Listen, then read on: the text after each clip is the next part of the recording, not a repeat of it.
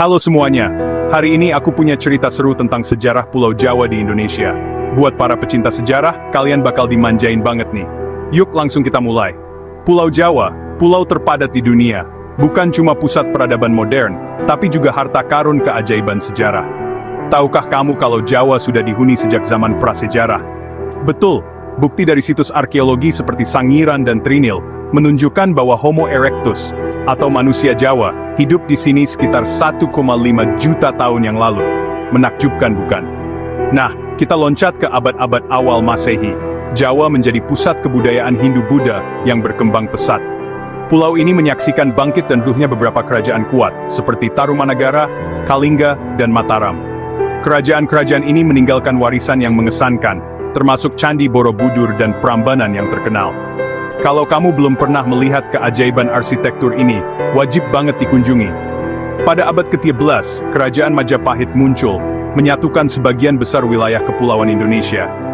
Di bawah pemerintahan Gajah Mada Sang Patih, Majapahit menjadi kekuatan maritim yang tangguh. Masa ini sering dianggap sebagai zaman keemasan Jawa, dengan seni, sastra, dan perdagangan yang berkembang pesat. Nggak heran para sejarawan begitu terpesona dengan era ini. Bicara soal Jawa, kita nggak bisa melupakan pengaruh Islam. Mulai abad ke-15, kerajaan-kerajaan Islam mulai berdiri di pulau ini. Penyebaran Islam terjadi secara bertahap, difasilitasi oleh para pedagang dan misionaris.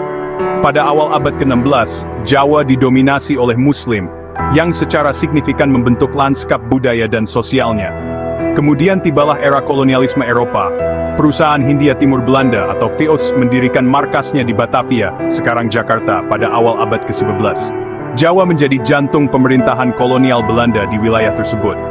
Masa kolonial membawa perubahan signifikan, termasuk pengenalan tanaman baru, infrastruktur, dan sayangnya juga eksploitasi.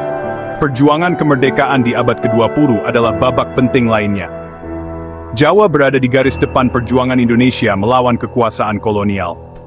Tokoh-tokoh seperti Soekarno dan Hatta yang memainkan peran penting dalam gerakan kemerdekaan berasal dari pulau ini. Indonesia akhirnya memproklamasikan kemerdekaannya pada tahun 1945. Dan Jawa sekali lagi berada di pusat momen bersejarah ini. Nah, begitulah sekilas tentang sejarah Jawa yang kaya dan kompleks. Dari zaman prasejarah hingga kemerdekaan modern, Jawa telah menjadi pemain kunci dalam membentuk lanskap budaya dan sejarah Indonesia. Sungguh luar biasa memikirkan betapa banyak sejarah yang tersimpan di pulau yang satu ini.